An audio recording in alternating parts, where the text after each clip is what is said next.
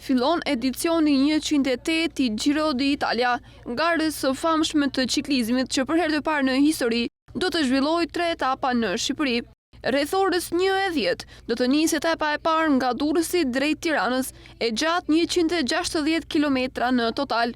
184 ciklistët e 23 skuadrave pjesëmarrëse do të përshkruajnë një terren fushoro-malor.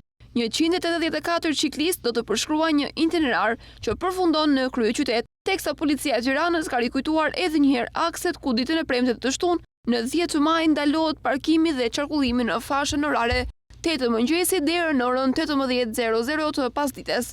Veçditës së premte, kur etapa e parë përfundon në Tiranë, të shtunën me 10 maj etapa e dytë me karakter kronometri do zhvillohet e gjitha në kryeqytet. Ditën e nesërme, etapa bëhet e vështirë pas një faze të sheshtë prej rreth 65 km.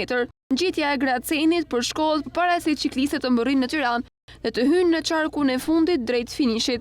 Gara nga ngjitja më e madhe do të mbulojë pothuajse të gjithë aksin prej afërsisht 22 km përpara se të kalojë vijen e finishit dhe të përshkojë një xhiro të plotë. Ngjitja e Surrelit do të zhvillohet 2 herë me pjertësi prej 13% në pjesën e parë.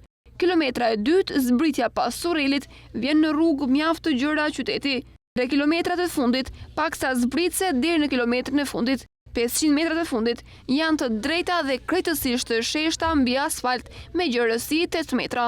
Gjiro do të nisë rreth orës 1:10 që nga porti i Durrësit ku do të bëhet nxehja dhe pedalimi i ekipeve, derisa të arrijë në kilometrin 0 në Durrës, nga ku do të startojë gara. Sportistët do të vijojnë drejt malit të Robit në Kavaj, Rogozhin, Peqin, Papër, Bradashesh, Gracen, Mullet, Teg, Sauk, Surrel dhe Tiranë.